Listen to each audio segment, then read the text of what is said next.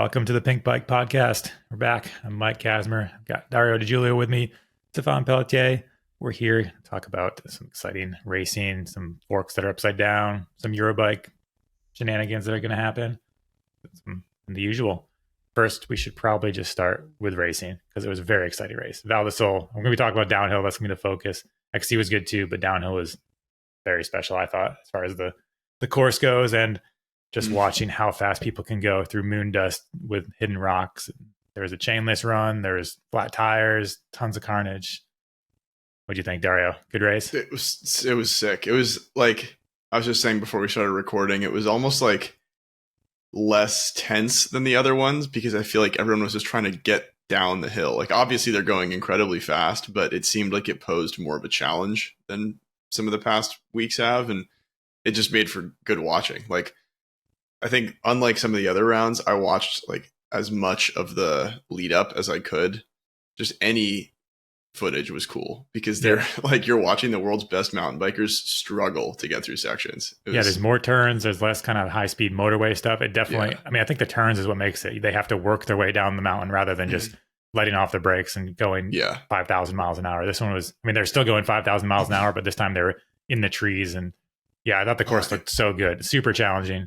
Yeah. And there wasn't really many huge jumps. It was just tech for, I mean, almost top to bottom, like just, pretty much. Bottom, I mean, the bottom did have some jumps to finish the run, but the meat of the course was just staying on your bike and trying to hold your line as the course changed throughout the week, which I thought was really interesting to watch too, that it changed, there'd be a line burned in and then a few runs later, that line's not even there, just kind of evaporated or moved a whole, 4 feet over or something. I think I love the POVs of that track because it looks like it's 20 feet wide at the whole way down. Like it's so wide. There's line choice everywhere. And it seemed like a lot of riders were taking different lines too, which is always cool to see. For sure. But then they're also choosing these like, inch wide ruts in the end. Like the thing that they're aiming for, despite it being 20 feet wide, is this like minuscule catch that hopefully is there by their race run. Yeah, totally. Like Ben Cathro's got a good kind of line analysis of Jackson's line and that he was doing and kind of why his line, he was doing the same line as other people, but because of his style of it might help him gain that little extra bit. Whereas basically he's kind of going off to the right of the course and still on the course, obviously, but kind of a right outside line. And the way he was able to pre-jump into the next berm, he was able to kind of pump it like a pump track where everybody else is pre-jumping, but then getting a little bit kind of squashing on their bike and not generating the speed that he was, which it's probably it's kind of due to his riding style. I'm sure his weight helps too, but just I was gonna say, like, do you think how light he is matters as much as people say?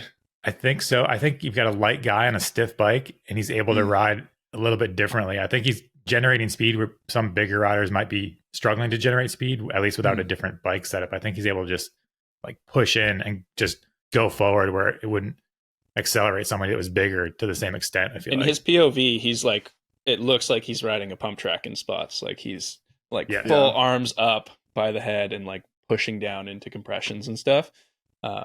He just dances on that big bike, eh?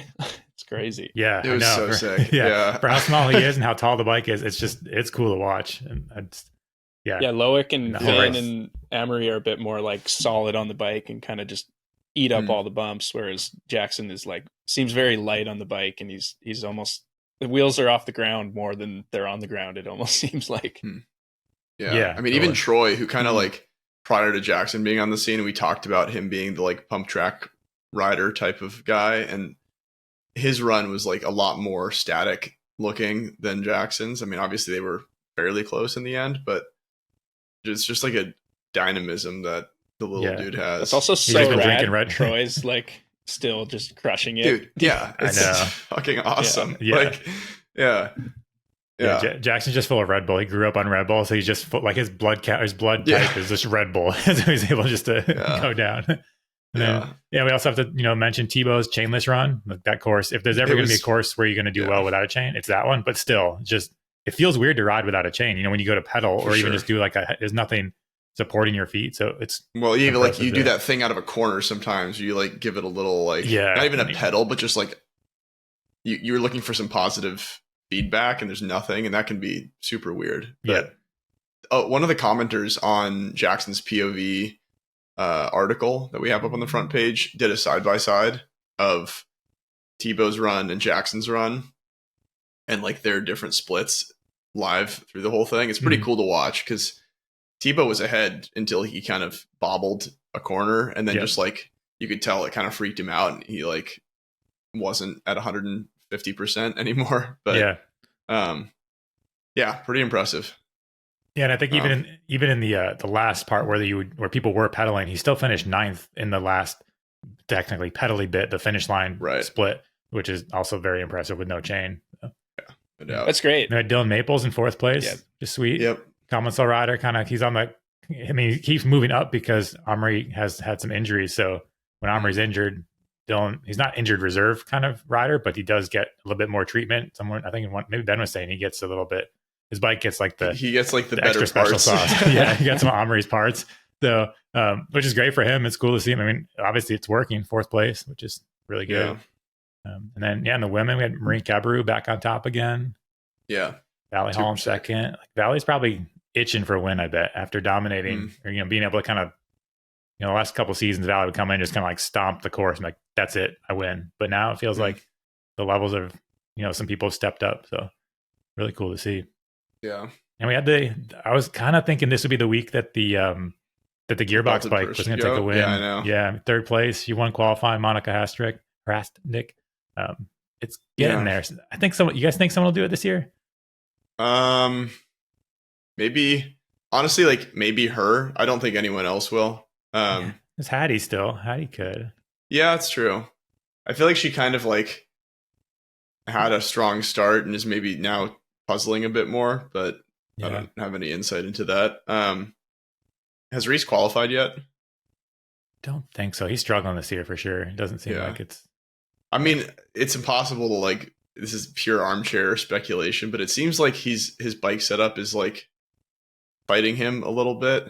Yeah, like they might have gone too far on the compliance over everything route, and like especially this week, you watched like their bikes versus some of the others, and it's like such a weird, undulating, hard to predict course. It's like some compliance will help, but I think almost to a fault where it's like winding up and spitting you out in weird ways. I would have almost like a double bounce. You're just like trying to ride something. I would have thought that bike would be good there.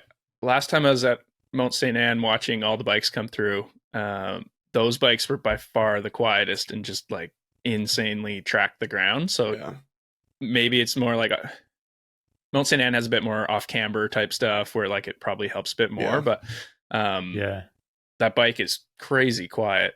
It might be a slightly different version now, but it was always crazy to hear that one go by, and it just sounds like tires on dirt, like it's it looks and that solid. Could be the case where that could be the case like we were talking about how Jackson's kind of like popping and pumping. It almost might be if you have 2 stuck to the ground and 2 compliant on a course like this where they want to like lift for the preload and kind of double up some of those sections. It could be the case that maybe stiffer is better in some cases, like it's hard to say. I mean, you're hitting a lot of just like medium-sized bumps on that course, and those do slow you down. Like even if your suspension's super soft and pushing through the stuff, it's like it's gonna translate to a loss in speed. But it was cool. Yeah, good race. Also, I guess there's some flat tires for the first time in a while. I feel like we've had a good run where flat tires and broken wheels weren't as much an issue. I mean, we saw Ronan break a wheel recently, but overall, their team broke like 10 this week. Yeah, there's lots of bad week 313. There was some carnage for sure. Yeah, just because in this race, all the rocks were hidden under a layer of dust, so people are just going as fast as possible and then not even seeing them. But it does show that we still haven't reached a no flat time, and even with good casing tires and pretty strong wheels. I don't think we will. I mean, especially at that level. I mean, something's going to give. Like you're smashing objects into rocks. There was also a lot of carnage, like injury wise. Hey, Finn's crash was horrible. I can't believe he was okay. Yeah, I know.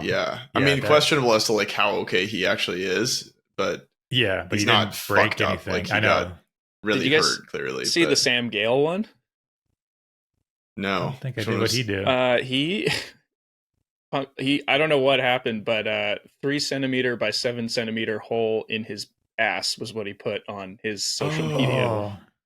So I think he got impaled. Not the one that's already there. Not the normal one. He's got a second one. It's two asses. Yeah, there's someone. God, I had missed that original. Like I hadn't seen it till someone commented on on the Anna Newkirk scary. injury one. But yeah, it's like, Whoa. yeah. So hopefully, I think he was all good. He just had to stay in the hospital for a couple days, but he got like a hole in his butt. So. Oh yeah, and Anna Newkirk getting hurt too. Amaury Piron, like some of the top riders, which is unfortunate. Like that's. I mean, it's just like it looked like it is a slower overall speed, but it's still really dangerous. You're still trying to race. You're still still going as fast as possible. Yeah, and I think a lot of them were crashes. Like watching some of the raw footage, like it's people just like riding and then suddenly they're on the ground. Like I don't think it was quite the same as other weeks where it's like, oh, I'm fucking up my line, I'm overcooking this corner, and I'm going to blow off the side. It's like suddenly you're just in a sniper, sneaker, like, snakes in the dirt. Sniper, sneaker, snakes. Good race, but we should talk about. There was definitely some complaints about the coverage, and not the Pinkbike coverage, but the Warner Brothers Discovery coverage. It's tricky because everyone is watching these races from around the world, so there are different experiences as far as what you see when you go to click on to watch a World Cup race. Like from my end, I clicked on HBO Max. I'm in the United States, and I watched the replay, and there were no ads. There was nothing. I just watched through. The commentary was medium, like it's been. I was like, all right, cool. But then I looked at the comments, and people are just losing their minds. You know, like they've got the pitchforks and torches out. They're just ready to destroy Warner Brothers because apparently there was an ad when Roger Vieira went down. Like during his run, there's an ad came. Yeah, and then there was also, I just think that let's see what else happened. The junior coverage, you couldn't find it anywhere. Q2 wasn't anywhere. I think Q2 wasn't anywhere. Yeah, a lot of the lead up wasn't there. So yeah, it's interesting to see they just still haven't figured it out yet. Also like even watching on Max, like I watched the women's race first, and the first 3/4 of it, you get maybe 30 seconds of the run. Like Jess Blewett could have won the race, and you only saw her last split. Yeah. And that's just lame. Like, I know. And they have the cameras now. I'd say the cameras are good. Like the drone footage is looking pretty good. And the camera, like what you're seeing of the course can be good. But then when you overlay that with subpar commentary or ads or not even showing the full runs of riders that should be showing it. Like, I mean, I thought there was a whole reason of cutting the field down so that you could see full runs. That was explicitly the reason for cutting the field down was you'd see full runs. Yeah. Like, I know they're working on it, but these are massive companies that put on like really, really big events. I feel like they should be able to figure out mountain biking. I don't know. Well, and the rumor we've heard as to why Q2 wasn't shown is a blunder, to say the least. Like, from what we've heard, it's like edited. It's an edited product after they collect all the raw footage, and the drive containing that edited product got locked in a trailer. And then they couldn't get to it in time to post it, and was like, well, we're already on to the finals, so we'll just move along. And like whether that's the case or not, I don't know. But the fact that it's not just like a guaranteed part of the week's showcase is kind of ridiculous. Like, just it doesn't have to be edited. Just put up the footage. People want to see it.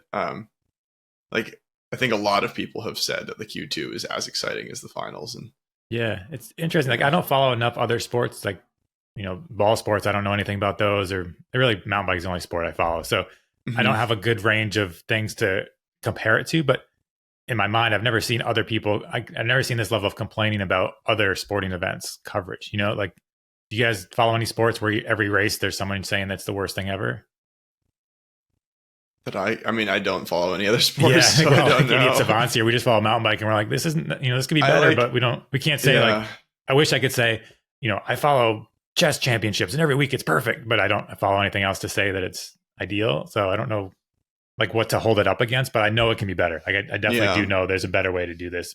I'm not the expert, and I'm sure they are trying hard, but I feel like, I mean, even like you look at road cycling, like, there you go. That's a road, all the tours are covered in pretty immaculate package. Like, sure, things get missed, I'm sure, but logistically, that's a much harder thing to cover than downhill. It's covering, 150 kilometers over the course of a day. It goes for 3 weeks too.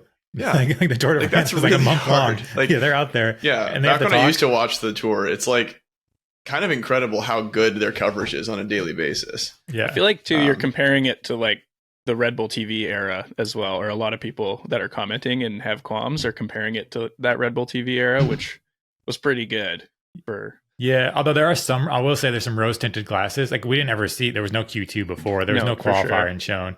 And like the commentary was good, but the courses, I mean, back then you'd still get a lot of complaints too. And they used to, back then when Red Bull was running it, you complained that you wish it was like the Freecaster days. Yeah, exactly. I don't remember what people were complaining about in the Freecaster days, but I'm sure they were complaining about whatever was before. They were wanting the magazine days. You know, like every time there's complaining. But I will say that for sure right now the level of complaining is at an all-time high. So hopefully they're up. It might be partially too just like the price to even watch and like the barriers to entry are high. So, you know, when Red Bull's doing it for free, you might have some complaints, but you're like, well, it's free. So what, you know, whatever. But if it's, you're paying, what was the price for in the UK or something? It was crazy. Yeah. Some people are paying a lot, which is too bad. It's the same thing. Like if you want people to get into the sport, you need to make the barrier of even entry to even watch it lower, you know, maybe subsidize it and charge people that are watching football. I guess more. It's just kind of like American that now, football. Though. Like I guess the others, I watch hockey a lot, and that's quite expensive too. But the broadcasts for hockey are like pretty freaking dialed. No one's complaining about that. So yeah, let's see how it goes. I guess we got 2 weeks. We have Enduro coming up this next weekend, but 2 weeks until the next downhill race. So we'll see if anything changes. Kind of doubt it, but maybe they can sort some things out. At least getting Q2 back in the mix would be good because it has made it an exciting thing to follow. It'd be cool if you could see some of the people riding before. So instead of watching just results. So, yeah. I'm still winning the Pinkbike Fantasy League. You are smashing it. What the heck? Yeah. Damn. Man, I blew it this week. My roster was terrible. I almost blew it because I went like the night before, like when the deadline was approaching, and I started messing with my team, and I went to bed and woke up and thought I had changed my team, and the race had happened, and I looked and I realized my changes hadn't saved. I don't think I pushed save, but it was good because my prior setup was even better. No way. So I just got lucky because I started to tinker too much, and then Oh yeah, I got absolutely fucked this week. That's right. Oh, and Brian smashed it, which was kind of. He like told us what his team was going to be, and I thought maybe that was a decoy to like get everyone to change their teams or something. Like it was some sort of Trojan horse. But no, he actually smashed it. Yeah. So like all of my people crashed out. That's the thing. I mean, the whole key is to make sure everybody makes it to the finals because once they're in the finals, you'll get some points. But you got to get them there. It's really it's with the lower salary cap, it makes it pretty interesting because you can actually have like a stacked roster pretty much all the way through. Like I think years prior, you were kind of guessing on some of your last picks. You're just like, you can at least get one or two. Like I have Jackson on my team for this last round, and that's what helped, obviously. But I was gonna put him in, and I went for the like a bunch of people who were cheap option, which was not wise. But. All right, well, totally enough race talk. We should talk about upside down forks now because that's going to be what everyone's chatting about by the time this comes out. Dario, you've been spending a lot of time on the new Fox Podium upside down fork that was teased relentlessly, I'd say, over the last month or so. Secret, special, super prototype. But you've been on it since, when did you get it? Over the winter time, right? Before. So I first rode it over the winter, kind of like in January. Yeah. And then I've had one on my bike since about 2 months. I've had it on my bike and really good. Have you had to be like it's upside down, very secretive with your bike rides so no one sees you? Not particularly. I mean, this past week, no, but like prior to that, I wouldn't like go on huge group rides or linger around. I mean, it's not a secret. Like they showed it at Sea Otter with decals. It's like, you know, then everyone at a certain point we knew it was coming, but more than the secrecy of it, you can only field so many questions on one ride. So, well, speaking of fielding questions, your review's out. So, but for people that haven't checked out your review, give us the quick let's start. Like what start is with the it, basics. basically? Yeah, we have upside down fork. How much travel? 160 or 170 aftermarket, and you can get a 150 option OE only. So it's targeting Fox 38, but it's not replacing the 38. It's kind of a different product, and basically the whole purview behind the Podium was to reduce friction as much as possible. Like they wanted to make the grippiest fork they could. And it wasn't initially intended to be an inverted fork, but after, a series of tests, they found that was probably the best option for them.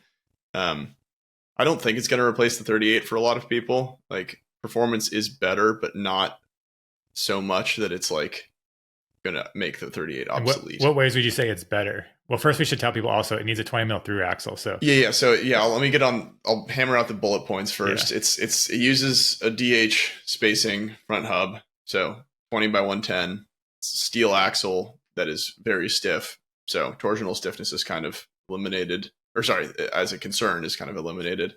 It's got a grip X2 damper, glide core air spring. That's just like their compliant air spring thing. Axle to crown heights are basically the same as the 38, and it's like 500 grams heavier than a 38 and $1,000 more expensive.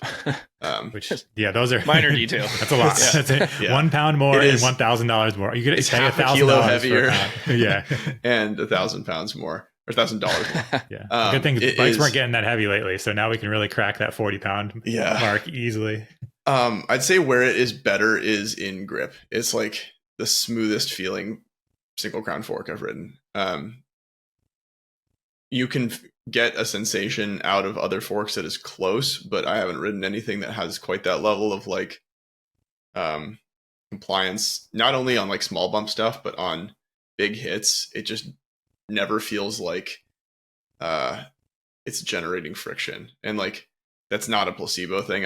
I mean like sincerely that like you're on the brakes and rough stuff, and it just kind of continues to move through travel. So I'd say with that being the like gold or the North Star target, it achieved the goal. Who are you picturing this being? Who's the ideal candidate? That's where besides it's trickier. Dudes in SoCal on e-bikes. It's going to be dudes in SoCal on e-bikes, and I mean I've been running it on my frameworks. So 170 mil enduro bike that is not light and goes downhill really nicely, and like riding that in the bike park, going on like big pedal laps on trails that you'd like often probably just shuttle with a downhill bike on. It feels pretty sick. Like, so does a 38 though. So that's kind of I feel like suspension has been so good in the past like 5 or so years. We're very lucky. What's impressive here is like, I didn't think, so I came into this being like, okay, this is a novelty, but I don't expect it to be better than a 38. But like in subtle and not so subtle ways, it is. I just don't think the price, the weight, and the lack of a fender are going to like make it better for everyone. And the different wheels too. I mean, a lot of people are going to have to get it's a little bit of a nuisance. Yeah. Or if you're like someone who has to take their front wheel off to like put their bike in their car or whatever, like it's more of a like performance product as opposed to like a go on a bike ride product. Yeah. I wish they could have made it 15 mil because just the inconvenience of it is one of those things. Yeah. I'm sure they have lots of graphs and things and the stiffness and all that, but like, wouldn't it be nice if you could swap wheels? I feel like a lot of hubs, you can just get different hubcaps though. Yep. Yeah. So like their own hub designs, they have end caps that can adapt. So if you have Era or turbine wheels, you can just get different end caps and it'll fit. Yeah. I get it. It's like kind of bridging 40 and 38 in a way, and it kind of feel wise does. Like this past week, I've ridden a 38, the Podium, and a 40, and the 40 is the best, unsurprisingly. Like you're trying to go downhill and hit things really, really hard. What's the weight difference between a 40 and this? I don't have it off the top of my head. Let me look. I know, I feel like that would be. Was I imagining, or on the press release, I think I saw it had different crown diameters or something like that? It does. So that 68 mil crown is something that's been out for a while, and RockShox, Fox, and Marzocchi all make 68 mil crown forks, and it's just for like very specific e-bike models. It's like I mentioned it in the review because it's a detail that exists, but like it's a standard that almost doesn't exist. Like it is out there. Okay, nice. But I just skimmed it and I was like, what is that all about? But now you answered my question. So yeah. Mm-hmm. And what's the weight of this thing is? What's the weight of the Podium? Sorry, I have too many numbers in my head right now. Podium weighs about 2,700 grams. Yeah, so it's 100. A 40 is 28. So so it's about the same as a Fox 40. What about the push though? Have you guys, either of you, ridden the push? That's in the 3,000 gram range, I think. Because this This Fox kind of reminded me of that push from a aesthetics. Well, it is upside down. Yeah. But I think in all other ways it's different. Or like, you know, it's a different damper, a different air spring, or it's an air spring versus a coil spring. We haven't ridden the push yet, so yeah, we're trying. Supposedly, there's been lots of supposed to be coming here, but yeah, they sent me the shock, their new shock, which is sweet, but I haven't gotten to get the fork yet. But I want to try it, and then once we get that, we'll get some comparisons between that and this fork. Yeah, and for me, it's like I've ridden other inverted forks. Like I've done laps on a Dorado and ridden the Bright Racing thing, and for me, like there aren't that many single crown inverted forks that are easy access to compare it to, but this is a very good example. So yeah, kudos to Fox on like making good on a kind of unusual project. I'll be curious to see if it trickles down into the lineup in any way. Like I know the reason they're not offering it in anything more than 170 mil travel is weight. It would just have to get so heavy to achieve those travel numbers, it wouldn't be worthwhile. So yeah, hopefully they come up with a good fender too, right? They have one in the works. It's just not available yet. It's like a THE style Moto John that plugs into the crown. So Shiver Marzocchi Shiver single crowns were like my dream fork back when I was at Grom. So I feel like anytime I see an inverted fork, I'm just like the Grom in me is like so flexy. I bet. I feel like I see them on Marketplace sometimes. I should get one just to like satisfy my childhood dreams. Yeah, that'd be sick. Yeah, because I mean the last mainstream inverted fork that we saw was the RockShox RS1, and that was a while ago now, and that was just for kind of XC like trailish. I think the max travel was 120 on that, I believe. Yeah, 120 or 130. Yeah, and had its own hub standard and like a lot of funky things. I mean, in this the lefty exists. So the lefty's been out forever, and that is technically inverted, but it's only one side. So, but they also don't make like the all mountain one anymore, right? Yeah. It's cool. It's like I think it's one of those products that you'll see a lot of people just jumping on because it looks sick and moto, but I would say like despite it being an incredibly good fork, the 38 is also an incredibly good fork, as is like Zeb and other options. I'm equivocating a lot because it's really expensive and really heavy, and it's like, you know, what do you buy a new fork or do you buy another bike? Yeah, you know, I do see the e-bike market like it's going to be an e-bike. Well, and at that price, that customer might just go for a push or like something more boutique or exotic, maybe not though. Yeah, we'll see, I guess. Well, I mean, we'll see how the performance shakes out. Yeah. Like you're not going to see a push spec'd on too many bikes, I don't think. But this is actually coming on a few that I'm pretty sure, at least on e-bikes for now. So. Yeah. Well, and they have like a specific OE catalog for it, so it definitely will be not popular necessarily, but common. Do you think they'll ever trickle the inverted fork to a 40? Go full moto on? Yeah, I could see. I bet they're trying. Yeah, like because they tried years ago. Remember that one that G was on it? That was in 2010 and 2011 that G was on that inverted one. And this is, I'd say like some of the things they learned with this will probably influence the next 40.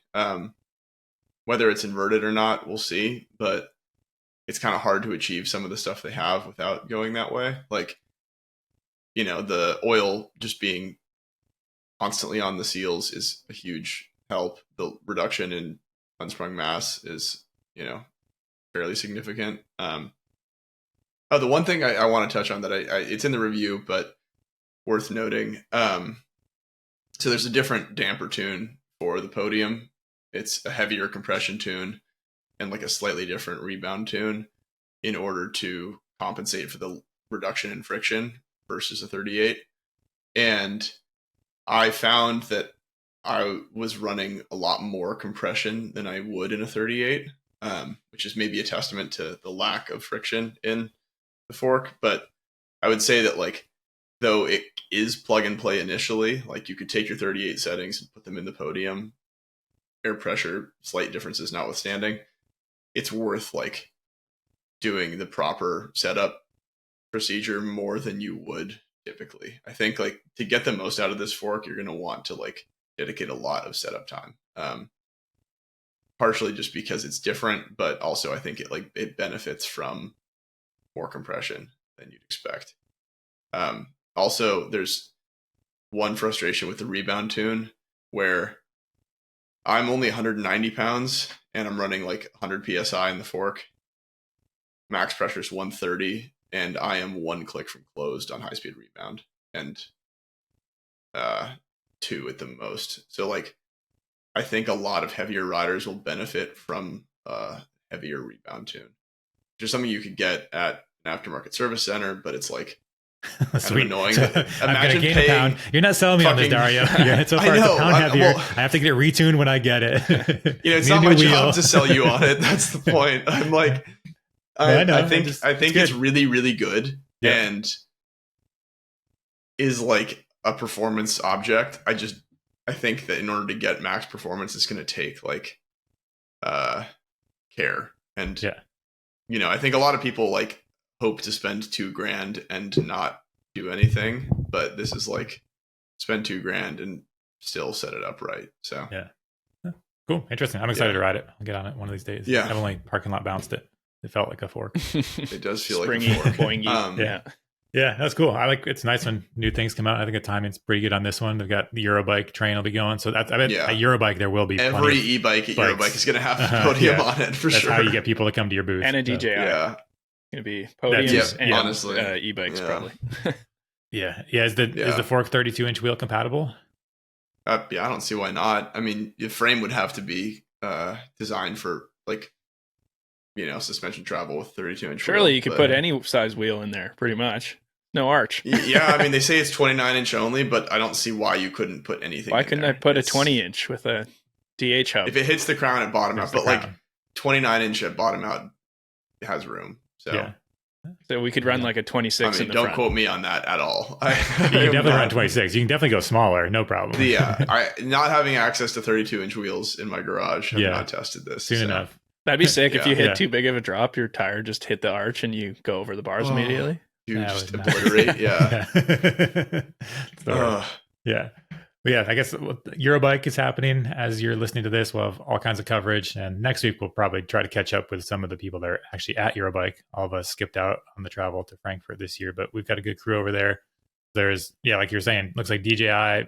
Everyone tried to hop on the DJI motor. I've seen quite a few press releases come out that they're like releasing their DJI bike at Eurobike. So a lot of brands we don't hear a lot about in North America, but there's a lot of European brands have them. I know Commensal has their Meta SX Power has a DJI motor now. Oh, really? Big brand going DJI. Who else do we have? So I think that'll probably be one of the stories of the show. And then big wheels too. There's a couple of companies showing off 32-inch wheel, full suspension frames, and that's still going somewhere. And one of these days maybe we'll have another podcast about wheel size again. We've done plenty of those in the past, but kind of see. I mean, really, it's going to be when one of us finally gets to ride one and see. Because I'm really happy with how things are right now, and it is going to cause plenty of consternation about a new wheel size, but maybe they're better and super fun. So I feel like that. It happened with 29s where we were all like, no, stop. And now we're all pro 29er or at least mullet. So. Yeah. I would like to see bikes get cheaper personally, but you don't want them heavier and more expensive and new I would parts? love to have some economies of scale and people be able to buy like a pretty rad bike for, I don't know, $4 or $5 that like can shred. Well, you'll be able to buy used 38 for a lot less in the next couple months. There you go. True. You got that going for you. But it does seem like a place where like less expensive bikes should be more achievable because they've gotten geometry is pretty sorted out. Even suspension is pretty good. It just would be nice if the overall, like there's still this, every company still wants to have their pig in the window bike that costs $20,000. It's, electronic everything and super fancy, which is good. But I think that, I don't know. Even the parts that we would ride, if all of us just got fired today and had to buy a bike with money out of our own pocket, we wouldn't be on the super fancy, all electronic everything. No, not at all. No. I feel like, I don't know, like the specialized status is a good example of like a pretty inexpensive bike that's like shred worthy. I'm trying to think of like others in that category, but in like the long travel category. All right, like I don't know any. I just feel like bikes I mean, feel really there are expensive plenty these out days. there. I Yeah, do think, for sure. like, Yeah. stuff Marin from does a YT, good job. Airdrop, Marin. Like, there are a lot of like cool, and very capable bikes that you can get for cheap. But and if you start with a frame, if you get it, a lot of frames are on sale now. Lots of frame onlys. So even whether it's aluminum or carbon, and then kind of go with stick a Dior drivetrain on there or GX or something like that. Eric, you got I was gonna say what I'd love to see, and correct me if I'm wrong, but I think what would help a lot there is seeing more frames where you can get the highest end parts but on an aluminum frame for complete bikes, because I feel like that's often been kind of the issue where it's like you want to get the nice components but you get forced into a higher price point because they only come on a carbon frame. So I'd love to see the market kind of offer that dual option of like, do you want just the high end components of an aluminum frame or both? I feel like Trek does a fairly good job with that. They have like, I forget, I mean, their naming scheme is confusing to me, but like something point something builds that are aluminum frame with the nicest parts. And then YT kind of has that like Core 3 middle of the road build that's usually aluminum or carbon, but identical parts. But it would be, I mean, more brands should do this. It's, and we've seen a lot of like premium brands just eliminate aluminum from their lineup. Do we know for sure if making aluminum frames is legitimately it's not much cheaper? Yeah, because I mean, it is, but like marginally. I know. I think in previous roles I've been in, the like. Well, I think you run into the mold doesn't. There's no mold for an aluminum frame, so you just once you have the jig, you can just keep welding it forever. Where a mold, there's a limited amount of carbon frames that can come out of a mold before you need to make a new one. Right. It's true. But I don't think the cost difference from like a brand's point of view is that crazy from carbon to aluminum. But I think that the carbon is perceived as more valuable. Be curious. I'd be interested to know like the actual manufacturing cost, what the difference is. Like it's still more expensive as far as I know to make carbon, but it's probably not the. It might depend too on like the amounts that like how big the brand is, how many minimums they're ordering. Like, if they're ordering a ton of alloy frames, it probably drives the cost down. But I think quality control too plays a big role. Like I know certain factories have moved back to just aluminum production because they could do it with a lighter, leaner workforce. You don't have to have quite as many people in the QC process. With carbon, it's like all the manufacturing time plus going through all the QC, but with aluminum, it's kind of baked into the manufacturing process a bit more because you don't like lay it up, put it in a box, bake it, and then have to check it. So I think overall manufacturing time is still quicker for an aluminum frame. So your cost still. But I mean, it'd be cool to have like maybe through the bicycle retailer end of things, get a sense of like you can dig into that, how to make things less expensive, how those costs shake out. Or you look at like I mean, there's so many brands that have, I think, started with the aspiration of being inexpensive, but due to market perception have had to offer a carbon model as like the thing to get people in the door or to get initial capital. And like whether that's actually the case or not, I don't know. Like whether that's necessary, and I'd be curious if like that's just a cautionary thing or if it's well. I feel like in recent years it's felt too like they released the bikes at a certain price point, and then if you wait till the fall, they're all blown out 30% anyways. So I guess if you factor in the sale price of everything, specialized method, you get some good deals. But. There's right now is a pretty good time to buy on sale bikes, and bikes have been good for the last handful of years. So if it's a couple of years old, it doesn't really matter as much as if we went back 6 years or 7 years and you're getting older bikes, then they weren't as good. But now I think everything kind of released COVID through now is pretty sweet. Yeah, and, maybe a lot of it is. After Eurobike, there'll be some epic deals when everyone has to like blow out their old new stuff. We'll see. We're digging into some reader questions. Yeah. Sure.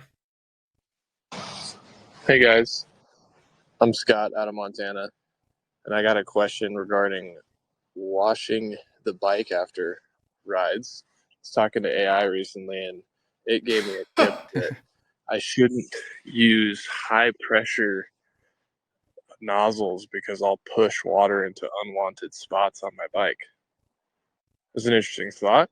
I've been curious about it since then, and it seems like just the shower sort of pressure out of my hose is plenty with a little microfiber to scrub off all the dirt. But curious if you guys have ever heard that before. Thanks.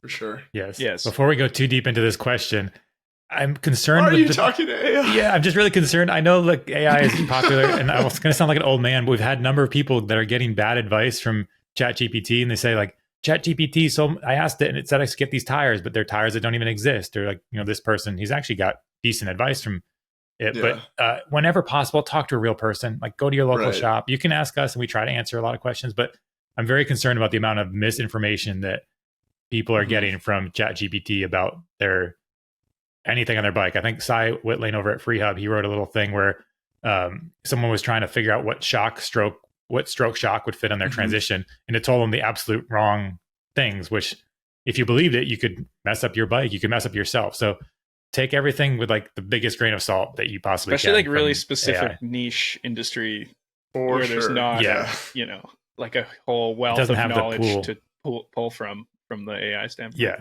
Yeah.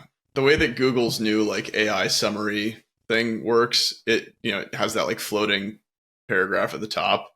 That shit is almost always wrong about bike stuff. Like if you look up like wheel size, it might get it right, but pretty much everything else is going to be inaccurate because it doesn't know what, say, like bottom bracket drop is. It just knows that that's a word in an article and is potentially pulling something from a different column in that graph. Yeah, it combines numbers to get you ask how much something weighs, and it'll say this much. And so not to jump. There's no Luddite energy here. It's purely just like click on the article and then you'll see it. But anyway, with this, pressure washer at close range can definitely reduce the life of your bearings and can also damage suspension components. You don't want to hit a pressure washer like right into your seals or anything like that. From a distance, they're safe, but yeah, if you watch how you watch how World Cup mechanic with a pressure washer, they're still standing a few feet back. I think these days bearings are sealed pretty good, and overall, I'd say using your garden hose is the best bet versus a full-on pressure washer, just because you're less likely to get a little trigger happy and fully blast the grease out of your bearings. But it does take a decent amount of concentrated effort to really get water in there enough to really fully blast things out. But yeah, just be cautious. It sounds like you're doing it right, caller. Yep. You just kind of your garden hose kind of quickly go over, knock the big chunks off, and you can get the rest with that cloth. But there's nothing wrong with washing your bike. I know there's a school of people out there that are in the I never wash my bike contingency, but I was going to say that's not possible in a lot of places. And are you a never washer? No, I've heard of those people, and it's okay to wash your bike. Bearings are replaceable. Like maybe there might be a slight reduction in your life of certain parts, but overall, it's like if you just never wash your bike, then you just get mud and grit packed on it, and that's going to hurt the lifespan too. So it's okay to wash your bike. Don't feel guilty. Just be nice to it. He specifically mentioned the like shower setting on his hose, and obviously different like hose attachments can have like higher pressure settings. Oh yeah. Are there any of those that you would say would kind of lean into that like too high a pressure kind of range, or generally garden hose is fine? I think a garden hose is pretty fine. Depends on your water pressure, I guess. But in general, even the highest, like on mine, if I put it to the I don't know what it is, spray jet, it would still you could push it real close to the bearings and maybe blast some stuff out. But I just kind of like you just go kind of around hand motions that you can't see. But spinny parts. And slidey parts. You can spray hard on the frame. Yeah, like on the frame itself, you can blast as hard as you want, typically with a normal garden hose. But just around the bottom bracket and drivetrain hubs, headset, kind of be gentle. It depends a bit, I guess, on like what kind of environment you live in. Like if you have like an extremely cloggy mud, maybe try to like use a brush or something while you're spraying just to get the big chunks off. Because like around here, it's like silty, and you can kind of just like spray things off, and it's easy, but if it's like super sticky peanut butter mud, then use a brush or something to help. Yeah, I use like an old dish brush or something that I have around, and just kind of like as I'm hosing, rub it, scrape it. I don't know what the word, brush rub it. I got some bike soap from Schwalbe that comes in the form of a bar, which I'd never seen before. It's like a bar of soap. That's fun. You rub the bar on your bike or on your... I mean, you got to make it like suds it up like you would if you're... But you could rub the bar on your bike, I guess. Yeah, but it's just kind of funny. I hadn't seen that, but... And have you guys tried those like the like ceramic coat shit that like is supposed to make it like hydrophobic or whatever? I don't have time. I just use water. Like that's mostly I just use water, and I don't. There's so many colorful supposed suds. I saw a video that someone put up of they had like a foaming bio wash for their bike and stuff, but I think just water works well. A little bit of Dawn dish soap if you need like a little bit of suds, but overall you shouldn't really need any of that if you're consistently kind of keeping. Watch out for the rotors. Yeah, exactly. Yeah, that's kind of why I've steered clear of most cleaners. Is inevitably they. Have we ever tried them? I feel like I have some stuff from Formula 100 right now that I'm going to try. Yeah. It's like some cleaners and lubes and things, and I'll. Yeah, like if it actually is any better than just putting a bit of Dawn dish soap and just water. I mean, their claim is that it's less abrasive. Like Dawn and other things can sounds like marketing, not damage, but just like it is. I mean, everything is marketing. It's like I totally buy that. Like a gentler soap is better. Like you don't want to use like lye to clean your bike, but well, I mean, Dario, that's what you do. I do, but in really select. It makes it a new color when you clean it with lye. I got a lye question in my DMs on Pinkbike recently that I'm not going to share here because it opens a can of really dangerous worms. But to that listener, I hope you're okay. Oh, no. What a cliffhanger. He's been listening to ChatGPT. Yeah, ChatGPT's been telling him to do bad things with lye. No, he's on like completely different chemical compounds that I haven't personally experimented with. But be safe I out consulted there, a friend who has a PhD in physics, and he was like, that sounds dangerous. I wouldn't, but yeah. Cool. Yeah, we'll go to the next one. Hey guys, this is Mateo, long-time listener, first-time caller. This question is for Stephane. You mentioned on the podcast that he studied geology. I guess more of a personal question. What did you study, and how did you end up in the bike industry? And another thing is, what is your favorite place geologically to ride? Like, I love riding around Moab because all the sandstone slabs and cross bedding, and you can see all these cool unconformities and all that, and incline stuff. So you've probably ridden more places than me. I wanted to ask, what's your favorite place to ride geologically? Cheers, guys. Good work. Love y'all. Kisses. Wow. Thanks, Mateo. That's nice. Thanks, Mateo. Yeah, a lot of questions there. Geology. I went to school in Calgary. It's like a big thing in Calgary. With oil and gas and everything. I don't know. Favorite, or like, I guess you had a bit of a question of how I got into biking. At the time when I finished my degree, I was working like a lithium exploration job in Calgary, which was pretty cool. But the energy sector at the time wasn't very good. So anyways, I was more passionate about bikes and switched up to bikes. As far as just chasing the money, you're like, this lithium exploration is not going anywhere. I need to make some money. Well, it sounds like a cooler job than it was. I was like basically doing spreadsheets and computer programs. But yeah, favorite spots to ride geologically. I would probably just have to pick like close to home, which is the Rocky Mountains in Alberta, just because those mountains are stunning and breathtaking. And have you guys ever ridden in the Rockies, Gaz or Dario? Like, they're just been like Banff and Fernie and stuff. I feel like out here the mountains are like spectacular, but they're a bit more kind of like rounded off and lots of trees and whatever. Jagged, like the Rockies are like the Rockies is like insane. 100-foot cliffs and stuff that like So I'd have to go with the Rockies. Have you been down to Sedona and Moab and those places before? Not Sedona and Moab. I would love to go. I've been to that's a cool like Virgin, which was really cool. That's kind of similar. I'd say Sedona is probably one of my favorite just for the difference. The red sandstone. It's like the most scenic sandstone place I've been. It looks unreal. I don't know. I feel like everywhere has pretty cool, crazy, spectacular geology. I mean, Squamish is Squamish right there. They always claim it's the world's largest granite monolith, like the Chief just sticking up out of town, and it's pretty neat. I mean, being a geology major or geology person and being in mountain biking is a pretty good combo because you do get to see a lot of cool. For sure, I feel like stuff. I don't know. I feel like I've focused more in on the biking lately and not the geology, but it is they do kind of complement one another in a way. Yeah. When I used to climb more, a lot of the guys I climbed with were geology majors in school, and it was always fun to have that insight into the the rock we were touching. But I feel like with mountain biking, it's a little more removed. Like you're going fast. Maybe a soil science major would be a bit more of a relevant field. But totally. Even then, you're like trying not to hit a tree. Yeah.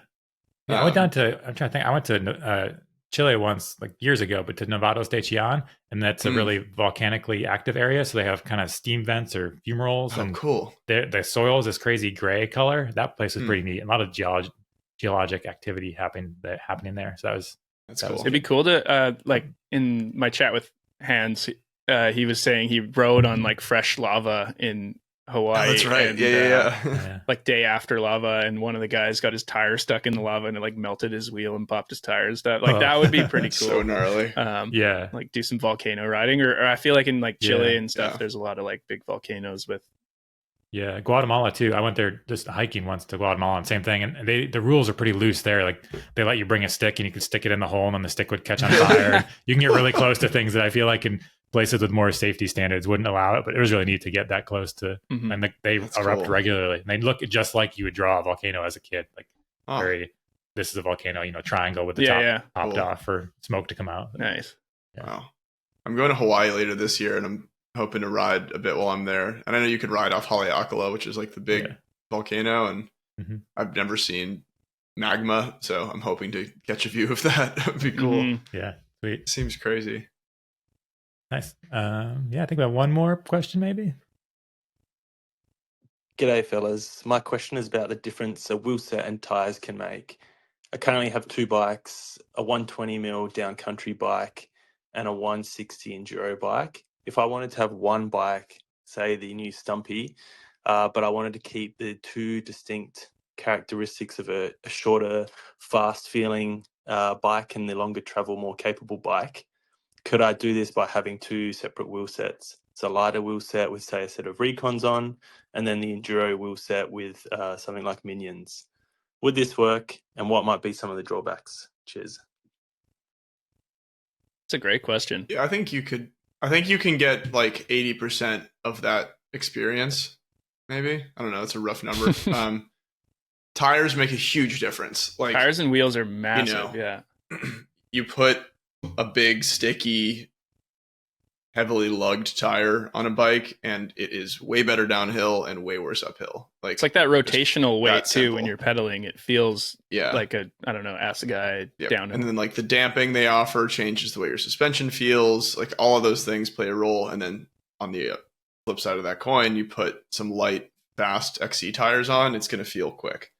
And I think like talking about what you mentioned, like the Stumpy would be a kind of an ideal bike to do those with, because you can also change how much that bike sticks, if you will. Like changing the shock settings on that make a pretty significant difference. So you could like build a Genie for the light wheel set rides and then open it up for that. Yeah, that might be too much work. It's going to be a lot of work. Yeah, I think just switching wheels though will make a big enough difference. You might end up just adding a little bit of compression just to make your bike feel a little bit stiffer, or even just a little more air pressure, just kind of to match those, make it feel almost like a little shorter travel thing to match the faster rolling wheels. But yeah, even if you touch nothing and just switch wheels, it would feel faster for rolling speed. I think it's probably what you're looking for. And it would, the Recon's a good all around like XC trail tire. It'd be worth an experiment if you have it. I have kind of an intrusive thoughts thing I've been working on that's like trying to map the Venn diagram of where those things make a difference. So I'm like halfway through it. So but like the overlap of when your decision to run 1100 gram XC wheels starts affecting your ride as you exactly. I'm like basically I have like two bikes that are very different in travel. One, I'm trying to get as close to the XC realm via wheels and tires as possible, and the other I'm trying to get as close to the like enduro realm with wheels and tires as possible. So we'll see if it actually makes a difference. I'm basically ruining two bikes. I mean, that's as an intrusive shot. Thought should be. But there might be something there. We'll see. Sweet. Yeah. I think that's it for questions. That does kind of bring us, that question ties in nicely with the, I picked on my own, just went and picked a comment gold for this week, but it's pretty good. This was in the new Maxxis tire that was spotted at the World Cup. At I don't know what we decided it looked like, but I think Minion both is what I'm thinking. The Minion both. Yeah. Yeah. Yeah. It's just kind of like probably a DHF successor would be my guess. Did Jackson run that when he won? Do you know? I'm not sure. I haven't seen. I didn't look closely, but yeah, he did. That's a good photo epic. Yeah, a good debut if it did. But the top comment from Arrowhead Rush, he said this should be called the Max's Booby Guy. Oh, not the acid guy. Very good. He spelled it BEWBGAI. So it takes like 2 seconds to realize what he's typing, and then it's funny. So I appreciate the humor. Arrowhead Rush, that's good. The Max's Booby Guy could go along with acid guy, and that's funny. Beautiful entire combo. Anyways, it would be. Yeah. There's 7th grade humor coming out, but I liked it. Yeah, I think, let's see, do we have any music corner? Anyone got anything good? I have one that I want to say because it was, yeah, get after it. All right, yeah, my music corner this week is Fever Ray, I'm Not Done. It's a song that was on one of their earlier albums, but they kind of remixed it. It's so good. The beats are, I don't know, it's one of those songs I listen to a bunch just because of the kind of like the background beats to it. And the music video is very disturbing and strange, so that's worth a watch too. But yeah, that's my music corner. Yeah, thanks, Stephane. I've been listening to what is it? My Tennessee Mountain Home by Dolly Parton a lot. Oh yeah, on my Dolly Parton. Nice. Yeah, I don't know, Sweet. just some like classic country Dolly. You can't go wrong. I feel like picturing you driving around Cumberland on your scooter, just blaring Dolly Parton. Yeah, pretty much. I mean, and when I was in Tennessee, I don't know, it like reminds me of when I was at Windrock, and it was a nice. I love it there. So yeah, sweet. That's sweet. Do you listen to Sturgill Simpson? You know Sturgill Simpson? I should check that out. You should. You need to. He's got his similar energy to him. Yeah. He's been playing live shows this summer, and most of them are on YouTube now, and it's ridiculous how good he is. So I'll send you. Yeah, he has such a cool voice. Yeah. How about you, Dario? Dolly is queen. Yeah, Dolly's not anything like Dolly Parton. I'm listening to a lot of Earl Sweatshirt. Oh hell yeah! But that'd be a good collab. Dolly and Earl would be insane. I like to think that all these people would get along, but I don't know that they'd produce music together. Like older album, like I Don't Like Shit, I Don't Go Outside, I would recommend. It's great. Go Earl. Yeah. I was listening to lots of Lil Baby last week too for some reason. I just needed something to play loud in the car. It was good. Yeah. How about you, Eric? Do you have any music picks this week? Yeah, I've got this Australian band. Song's called Ishkur, and the band's called Tijuana Cartel. It's pretty cool. It's kind of like, it sounds like electronic music, but as far as I know, they're like a live, like 4-person live band, but that does a lot of like looping and kind of like layering as they play. Nice. So it's kind of a cool vibe. Cool. Australia has a good music scene. Like a lot of good bands come out there. Cool. Well, that brings us to the end of the show. I think we did it. Thanks for listening. As always, everybody, next week we'll be back with some Eurobike stuff, some race things. Don't forget to leave us questions and comments, and we'll get to the ones that we can. Please ask us before you ask ChatGPT. We'll do our best to give you good advice. It'll take a little longer, but hopefully it will be a more thorough answer. Yeah. Or just ask your friends. Just talk to people in real life. Go outside and ride your bike. Catch y'all next week.